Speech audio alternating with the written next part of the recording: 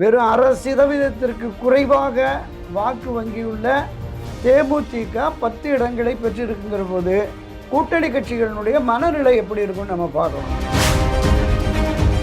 தாவேக தலைவர் விஜய் அவர்கள் 29ஆம் தேதி வேட்பாளர் அறிமுக கூட்டம் நடத்த இருப்பதாக அறிவித்திருக்கிறார். அது எந்த அளவுக்கு தாக்கத்தை ஏற்படுத்தும்? எடப்பாடியை பிடிக்காத அதிமுகவில் இருக்கிறார்கள். ஓபிஎஸ் திமுக போனதுனால அவரை நம்பி பயணித்த அதிமுக தொண்டர்கள். திரு டிடிவி தினகரன் காலமெல்லாம் துரோகி எடப்பாடி பழனிசாமியை வீழ்த்துவதற்குத்தான் அமமுகவை தொடங்கப்பட்டது அப்படி பேசிட்டு அவருடைய போய் கைகோர்த்ததை விரும்பாத அமமுகவின் நிர்வாகிகள் தொண்டர்கள். திராவிட முன்னேற்ற கழகம் வெர்சஸ் தமிழக வெற்றி கழகம் அப்படின்னு தான் அவர் பிரச்சாரம் பண்ணிட்டு இருந்தார். களத்தில் அதிமுக என்டிஏ இல்லைன்னு பேசிட்டு இருந்தார். ஆனால் இன்னைக்கு களத்தில் தாவேக தான் இல்லை. பிரதான ஆளுங்கட்சியான திராவிட முன்னேற்ற கழகம், பிரதான எதிர்க்கட்சியான அனைத்து இந்திய அண்ணா திராவிட முன்னேற்ற கழகத்தின் தலைமையிலான என்டிஏ அணி தான். நேரடி மோதல் தான். தொடக்கத்தில் அவருடைய வாக்கு வங்கி 20%, 24% போட்டாங்க. ஆனால் அண்மை கால கருத்து கணிப்பில் பார்த்தீங்கன்னா அது அப்படியே சரிஞ்சிருச்சு. பாதியாக 10-12% தான். அப்படியே எதிர்வரும் தேர்தல் என்பது திராவிட முன்னேற்ற கழகத்திற்கு, அனைத்து இந்திய அண்ணா திராவிட முன்னேற்ற கழகத்திற்கு மிகப்பெரிய சவாலாக இருக்கு.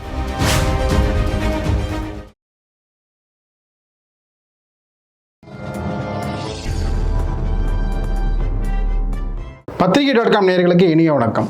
பரபரப்பான அரசியல் சூழலில் நம்மோடு இணைந்திருப்பவர் மூத்த பத்திரிகையாளர் துரைகண்ணா அவர்கள். வணக்கம் ஐயா. வணக்கம் சகோதரர். நல்லா இருக்கீங்களா? நலமா இருக்கேன். நலமா, நீங்கள் நலமா இருக்கீங்க? நல்லா இருக்கேன் ஐயா. மகிழ்ச்சி, சிறப்பு. 2 கூட்டணிகளிலும் வேகம், அதிவேகம், அதி தீவிர செயல்பாடுகள் இருந்தாலும் ஒருபடி மேலே போய் அதிமுக பொதுச்செயலாளர் எடப்பாடி பழனிசாமி அவர்கள் வேட்பாளர் பட்டியலே இப்போ வெளியிட்டார். அதிமுக போட்டியிடுகிற வேட்பாளர் பட்டியலை வெளியிட்டார்.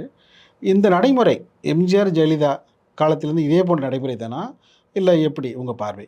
அனைத்து இந்திய அண்ணா திராவிட முன்னேற்ற கழகத்தை பொறுத்தளவில் புரட்சித் தலைவர் எம்ஜிஆர் காலத்திலும் சரி, செல்வி ஜெயலலிதா காலத்திலும் சரி, எந்த ஒரு பொது தேர்தல் வந்தாலும் முதலாவதாக ஒரு முன்னோடும் கட்சியாக தான் அது இருக்கும்.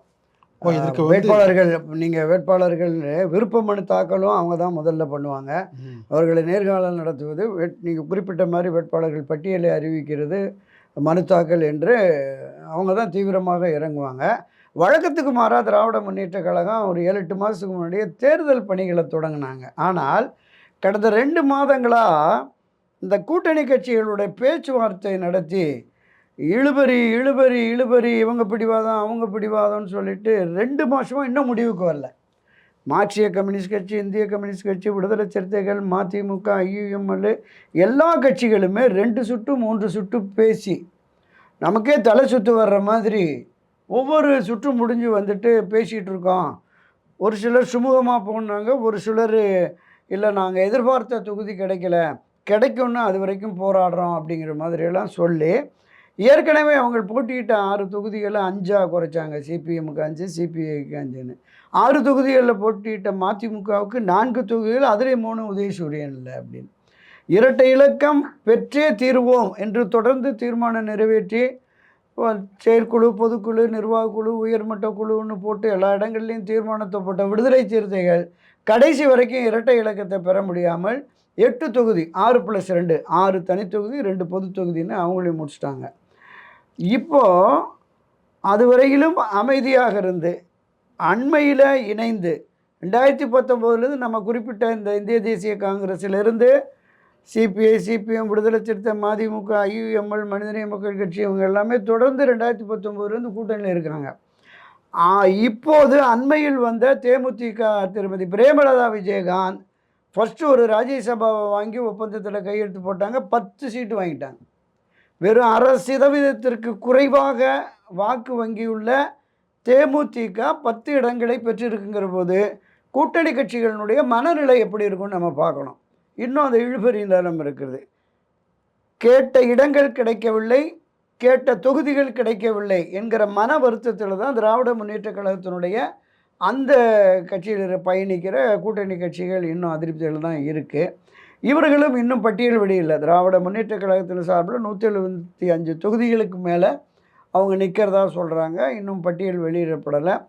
அடுத்து ஒதுக்கப்பட்ட அந்த கூட்டணி கட்சிகளுக்கு உதாரணத்துக்கு இந்திய தேசிய காங்கிரஸ் கட்சிக்கு 28 இடங்கள் கொடுத்துருக்குறாங்க. ஆமாம், விரைவில் சுமூக 25, உடன்பாடு 28. எட்டப்படும் என்று நம்பப்படுகிறது. ஆமாம், அதில் தொகுதிகளை அடையாளம் காண்றதுலே பிரச்சனைங்கிறாங்க. என்னென்னா, இந்த திராவிட முன்னேற்றக் கழகத்தினுடைய ஒரு வியூக அமைப்பு, ஒரு பெண்ணுன்னு ஒரு அமைப்பு இருக்குல்ல, அது இந்த சர்வே பண்ணிவிட்டு ஒரு 8, 9 தொகுதிகளில் காங்கிரஸ் கட்சியினுடைய சிட்டிங் எம்எல்ஏ, இப்போது இருக்கிற எம்எல்ஏ திரும்ப போட்டியிட்டா அங்கே வெற்றி பெற முடியாது, அவங்களுக்கு செல்வாக்கு இல்லைன்னு ஒரு லிஸ்ட்டை கொடுத்து, இது எல்லாம் கேண்டிடேட்டை மாற்றுங்க அப்படின்னு சொல்லிட்டு திராவிட முன்னேற்றக் கழகம் காங்கிரஸை நிர்பந்திப்பதாக ஒரு தகவல். ஆனால் சுமூக உடன்பாடு இருக்கு. அதோட இன்னும் உடன்பாடு ஏற்பட்டுரும். சுமூகமாக ஏற்பட்டால் தான் தேர்தலை எதிர்கொள்ள முடியும். எட்டப்படும் சொல்கிறாங்க. ஆமாம். அப்புறம் காங்கிரஸ் கட்சி கூடுதலாக இன்னும் தொகுதியில் என்ன கேட்குறாங்கன்னா, இப்போ திராவிட முன்னேற்றக் கழகத்தில் அமைச்சர்களாக சட்டமன்ற உறுப்பினராக சில தொகுதிகளையும் காங்கிரஸ் கட்சி கேட்குது அப்படிங்கிற மாதிரி இருக்குது.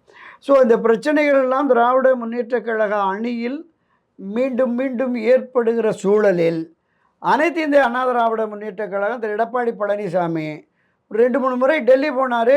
அமித்ஷாவும் எடப்பாடியும் பேசினாங்க. அடுத்த நாளே இங்கே வந்து பட்டியலை வெளியிட்டார். 27 நிப்பாட்டிட்டாரு. அதுதான் அதான் சொல்கிறாங்க. அதெல்லாம் ஒரு பெரிய விஷயம் தான், ஒன்றும் பிரச்சனை இல்லை. உங்கள் பார்வையில் என்ன, நீங்கள் நீண்ட நாளாக இருக்கிறீங்க. இல்லை நீங்கள் 27 நிறுத்திட்டாருன்னா 2021 20 தொகுதிகள் கொடுத்தாரு. அதை விட 7 தொகுதிகள் கூடுதலாக வாங்கியிருக்காங்க பாஜக. அதை நம்ம பார்க்கணும்ல. இப்போ இந்திய தேசிய காங்கிரஸ் கட்சி 25 இடங்கள் கடந்த தேர்தலில் போட்டியிட்டது, 3 இடங்கள் அதிகம் வாங்கியிருக்காங்க. இப்போ இவங்க வந்து 20லேருந்து 27 போயிருக்காங்க. இதை தாண்டி தமிழ் மாநில காங்கிரஸ் தாமரை சின்னத்தில் தான்.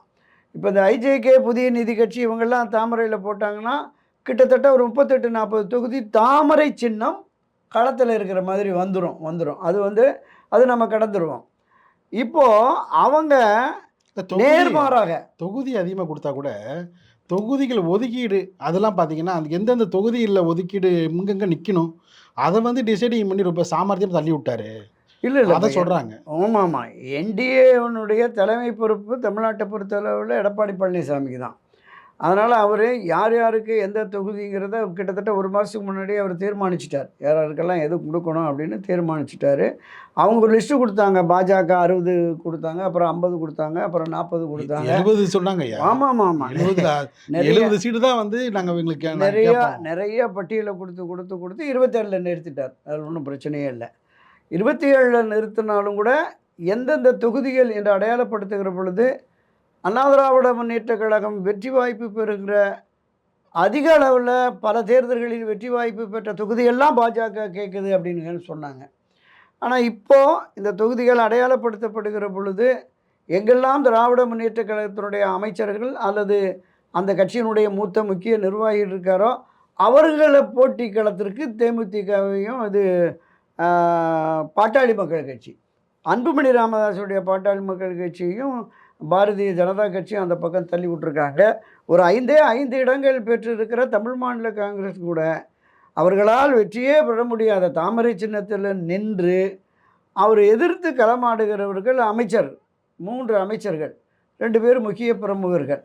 அப்போ இவங்களை எதிர்த்து நீங்கள் போட்டிக்கிட்டு ஜெயிச்சுட்டு வாங்க அப்படிங்கிற மாதிரி ஒதுக்கிட்டாங்க. அதில் எல்லாமே ஒரு சாமர்த்தியமான அணுகுமுறை எடப்பாடி பழனிசாமி கடைப்பிடிச்சிருக்காரு. யார் டெல்லிக்கு அப்பப்போ படையெடுத்தீங்களோ ஜி.கே. வாசன், ஏசி சண்முகம் எல்லாருக்கும் பார்த்தீங்கன்னா வேறு விதமான தொகுதிகளை தள்ளி விட்டுருக்காரு. அமைச்சர்கள் தொகுதிக்கெல்லாம் தமிழ் மாநில காங்கிரஸ் ஒதுக்கப்பட்டிருக்கிறது. அந்த ஒரு குமுறலும் அங்கேருந்து வெளிப்பட்டு நேற்று பார்த்தீங்கன்னா அவர்களுடைய மாவட்ட தலைவர்களே வந்து எதிர்ப்பு தெரிவித்து கட்சியிலிருந்து விலகுவதாக அறிவித்திருந்தார்கள். இது போன்ற நிலைகள்லாம் இந்த தேர்தல் காலகட்டத்தில் வெளிவர ஆரம்பிக்கும், இன்னும் அது அதிகமாக ஆரம்பிக்கும். இப்படிப்பட்ட சூழலில் அதிமுக வேட்பாளர் பட்டியல், அந்த வேட்பாளர் பட்டியலில் நீங்கள் நீண்ட நாளாக அதிமுகவுடைய செயல்பாடுலாம் கவனித்து வருபவர், எப்படி அந்த வேட்பாளர் பட்டியலை பார்க்குறீங்க? இல்லை, முதல் பட்டியல் 23 பட்டியல் பூராமே முன்னாள் அமைச்சர்கள் கொடுத்துருந்தார். 23 பட்டியலில் ஒரு கொறடா தவிர கிட்டத்தட்ட 20-24 பேர் 20-21 பேர் அமைச்சர்களாக இருந்தவர்கள் தான். கடந்த 2016-21 காலகட்டங்களில் அமைச்சர்களாக இருந்தவர்கள் தான் இருக்குங்க. இப்போ இன்று வெளியிடப்பட்டிருக்கிற மீதமுள்ள அந்த 127 பட்டியல் பார்த்திங்கன்னா இதுலேயுமே முன்னாள் அமைச்சர்கள், முன்னாள் நாடாளுமன்ற உறுப்பினர்கள், முன்னாள் சட்டப்பேரவை உறுப்பினர்கள், இவர்களில் அதிகபட்சமாக முன்னாள் வாரியத் தலைவர்கள், இவர்களில் அதிகபட்சமானோர் இடம்பெற்றிருக்கிறார்கள். எதிர்வரும் தேர்தல் என்பது திராவிட முன்னேற்றக் கழகத்திற்கும் அனைத்து இந்திய அண்ணா திராவிட முன்னேற்றக் கழகத்திற்கும் மிகப்பெரிய சவாலாக இருக்கும். 6 முறை ஆட்சி அதிகாரத்தில் இருக்கிற திராவிட முன்னேற்றக் கழகம் 7வது முறையாகவும் ஆட்சியை பிடிக்கணும்னு களத்தில் இறங்கிட்டாங்க. மிக தீவிரமாக அவர்கள் களமாடி வருகிறார்கள். 7 முறை ஆட்சி கட்சியாக இருந்த அண்ணா திராவிட முன்னேற்றக் கழகம் இந்த முறை 8வது முறையாக ஆட்சியை பிடிக்கணும்னு சொல்லிட்டு அவங்களும் மிக தீவிரமாக களமாடி நீங்கள் குறிப்பிட்டது மாதிரி வேட்பாளர் பட்டியலையும் வெளியிட்டு பிரச்சாரத்தையும் தொடங்கிட்டாங்க. இப்போ ஏப்ரல் 23ஆம் தேதி வாக்குப்பதிவு. இன்னும் இடையில் இருக்கிறது 1 மாதம் கூட இல்லை, ஒரு 20-25 நாள் தான். நீங்கள் வேட்புமனு தாக்கல் 30ஆம் தேதி தொடங்கி 6ஆம் தேதி வரைக்கும் முடித்து பரிசீலனை முடித்து 9ஆம் தேதிக்கு மேலே தான் யார் வேட்பாளர் எந்த சின்னத்தில் போட்டிங்கிறது நமக்கு தெளிவாக தெரியும். அதுக்கு மேலே ஒரு 10-12 நாள் தான் பிரச்சாரமே இருக்குது. ஸோ இப்போ வேட்பாளர் பட்டியல் போட்டதுங்கிறது இப்பொழுதே அவங்க தொகுதியில் போய் வேலை பார்க்க ஆரம்பிச்சிருவாங்க. வேட்பாளர்கள் வந்து இதுதான் உங்கள் தொகுதின்னு அடையாளப்படுத்திட்டதுனால 30ஆம் தேதி வேட்புமனு தாக்கல் இருந்தாலும் இந்த 3 நாட்களுமே இறங்கி பிரச்சாரம் பண்ண ஆரம்பிச்சிடுவாங்க. எனவே வேட்பாளர்களுக்கு பிரச்சாரத்திற்கான நாட்கள் அதிகமாக இருக்கிறது அனைத்து இந்திய அண்ணா திராவிட முன்னேற்ற கழகத்தில். இப்போ திராவிட முன்னேற்ற கழகத்தில் இன்னும் பட்டியல் வரல. இன்று இரவோ நாளையோ பட்டியல் வரும் அப்படிங்கிறாங்க. அந்த பட்டியல் வந்ததற்கு பிறகு திமுக பட்டியல், காங்கிரஸ் பட்டியல், சிபிஎம் அந்த பட்டியலெல்லாம் முழுமையாக வெளிவந்ததற்கு பிறகு எதிர்பார்த்த இடங்கள் கிடைக்கலன்னு சில பிரச்சனைகள் வரும். இங்கேயும் வரும், அதில் எந்த மாற்று கருத்தும் இல்லை. தொகுதிகளை அடையாளப்படுத்தி அந்த தொகுதிகளுக்கு வேட்பாளர் இன்னார் என்று அறிவிக்கப்பட்டவுடனே 1-2 நாட்கள் சலசலப்பு இருக்கும். அப்புறம் 30ஆம் தேதி வேட்புமனு தாக்கல், அந்த வேட்பு மனுவை வாபஸ் பெறும் கடைசி நாள் வரைக்கும் இந்த பிரச்சனைகள் ஓடிக்கிட்டு இருக்கும். ஆனால் ஏற்கனவே அறிவிக்கப்பட்ட அந்த வேட்பாளர்கள் அந்த தொகுதியில் பிரபலமானவர்களாக, முன்னாள் அமைச்சர்களாக, முன்னாள் எம்பி எம்எல்ஏக்களாக இருக்கிறதுனால அவங்க அந்த பிரச்சனைகளை சமாளித்து தங்கள் தேர்தல் பணிகளை தொடங்கிடுவாங்க. அதனால் இந்த அனைத்து இந்திய அதிமுகவுக்கு பெரிய அளவில் ஒரு செட்பேக் பின்னாடி வருவதற்கான வாய்ப்பு இல்லை. திராவிட முன்னேற்ற கழகமும் இன்றோ நாளையோ பட்டியலை அறிவித்து விட்டு வேட்பாளர்கள் பெயர்களை எந்தெந்த தொகுதியில் யார் என்று அறிவிக்கிற பொழுது அவங்களுமே களத்தில் இறங்கிடுவாங்க. அப்போ இந்த 2 அரசியல் கட்சிகளும் களத்தில் விடாக்கண்டன் கூடாக்கண்டனாக களத்தில் இருக்கும். மிகப்பெரிய அளவில் இந்த தேர்தல் களம் என்பது அமெரிக்கா ஈரான் யுத்த காலம் மாதிரி ஒரு மிகப்பெரிய போர்க்களமாக தான் இருக்கும்னு நான் பார்க்குறேன் சார். ஆனால் 2 கூட்டணிகள்லேயும் அந்த குமுறல்கள் இருக்கும். அதே நேரத்தில் வேட்புமனு தாக்கலுக்கும் பார்த்தீங்கன்னா ஒரு மிக குறைந்த நாட்கள் தான், 4 நாட்கள் தான் வந்து வேட்புமனு தாக்கலே பண்ண முடியும் அப்படி என்று அறிவிக்கப்பட்டிருக்கிறது. தலைமை தேர்தல் அதிகாரி அர்ச்சனா பட்நாயக் தெளிவாக தெரிவிக்கிறார். நம்ம இடையில் 4 நாட்கள் விடுமுறை. அதில் பார்த்தீங்கன்னா இன்னும் கூடுதல் நெருக்கடி ஒவ்வொரு அரசியல் கட்சிகளுக்கும். இது எப்படி இவங்க எதிர்கொண்டு எப்படி அந்த 4 நாட்களுக்குள்ளே வேட்புமனு தாக்கலை செய்திட முடியுமா ஒவ்வொரு வேட்பாளரும்? அதற்கான மிக மிக குறுகிய நாட்களாக இருக்க இல்லை. அதான் இப்போ 30ஆம் தேதி இந்த மாதம் வேட்புமனு தாக்கல் தொடங்குது. அதுக்கடுத்து 4 நாட்கள் தான். இந்த 4 நாட்களுக்குள் அரசியல் கட்சிகள் வந்து ஏற்கனவே தயாரிப்பு பணியில் இருப்பாங்க. ஏற்கனவே நாம் குறிப்பிட்டது மாதிரி முன்னாள் அமைச்சர், முன்னாள் எம்பி, முன்னாள் எம்எல்ஏ தேர்தலை பல முறை எதிர்கொண்டவர்கள் தான். அவங்களுக்கு ஒரே நாள் போதும். புதுமுக வேட்பாளர்களுக்கு அதுவும் இருக்குது. அது அவங்க அட்வொகேட் விங்ஸ் இருக்குல்ல, அவங்க அந்த வேட்பாளர்களுக்கு தேவையான அந்த ஃபார்முலா என்னன்னு பார்த்துட்டு அந்த மனுக்களை சரியாக பூர்த்தி செய்து அதை கொண்டு போய் சப்மிட் பண்ணிடுவாங்க. 2 நாட்கள் போதும், அவங்களுக்கு ஒன்றும் பிரச்சனை இல்லை. எல்லாமே அரசியலை பல முறை எதிர்கொண்டவர்கள் தான் இருப்பாங்க. அவங்களுக்கு அது ஒன்றும் பிரச்சனையே இல்லை. 4 நாட்களுக்குள் நிச்சயமாக அதை முடிச்சுட்டு அந்த வாபஸ் வாங்கிறது பல இடங்களில் போட்டு வச்சுருப்பாங்க. நமக்கு கிடைக்கும் அப்படின்னு நினச்சி போடுவாங்க. நம்ம எப்படியாவது போராடி வாங்கிக்கலாம் அப்படிங்கிற மாதிரி சில பேர் எதிர்பார்ப்பாங்க. கடைசி நேரத்தில் வேட்பாளர்கள் மாற்றம் கூட இருக்கும்.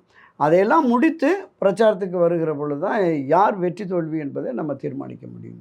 தாவேக தலைவர் விஜய் அவர்கள் 29ஆம் தேதி வேட்பாளர் அறிமுக கூட்டம் நடத்த இருப்பதாக அறிவித்திருக்கிறார். அது எந்த அளவுக்கு தாக்கத்தை ஏற்படுத்தும்? இல்லை, தமிழக வெற்றி கழகம் வந்து தொடக்கத்தில் அந்த சுறுசுறுப்பு வேகம் இல்லை, ஒரு சுடக்கமான போக்கு தான் இருக்கிறது நம்ம பார்த்தோம். இந்த 2 கூட்டணிக்கு மத்தியில் இப்போ வந்து ஈடு கொடுக்கல. அதுதான் உண்மை. திராவிட முன்னேற்ற கழகம் வெர்சஸ் தமிழக வெற்றி கழகம் அப்படின்னு தான் அவர் பிரச்சாரம் பண்ணிட்டு இருந்தார். களத்தில் அதிமுக என்டிஏ இல்லைன்னு பேசிகிட்டு இருந்தார். ஆனால் இன்றைக்கி களத்தில் தாவேகா தான் இல்லை. பிரதான ஆளுங்கட்சியான திராவிட முன்னேற்ற கழகம், பிரதான எதிர்க்கட்சியான அனைத்து இந்திய அண்ணா திராவிட முன்னேற்ற கழகத்தின் தலைமையிலான என்டிஏ அணி தான். நேரடி மோதல் தான் அப்படிங்கிற மாதிரி கொண்டு வந்துட்டாங்க.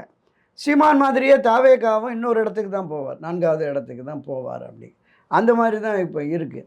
இதை தாண்டி பெரியவர் ஐயா மருத்துவர் ராமதாஸும் திருமதி வி.கே. சசிகலாவும் ஒரு 5வது முனை போட்டியை உருவாக்குறாங்க. அது எந்த அளவுக்கு அது எந்த அளவுக்கு பாதிப்பை உருவாக்கும்னு சொன்னால், பெரியவர் ராமதாஸ் அவர்கள் 45 ஆண்டுகளாக வட மாவட்டம் மேற்கு மண்டலங்களில் ஒட்டுமொத்த தமிழ்நாட்டிலையுமே அவர் வந்து ஒரு பெரிய அரசியல் தொகுதி மாநாடு வந்து ம். 234 தொகுதி மாநாடு ஒரு காலத்தில் நடத்தினாரு. இன்னைக்கு அவரால் அந்த தொகுதி மாநாடு நடத்த முடியுமா? எதுவுமே நடத்த தேவையில்லை. அவர் அந்த 40 ஆண்டுகளாக பயணித்து அவருடைய ஆதரவு வன்னிய வாக்கு வங்கிகளை வச்சிருக்காரு.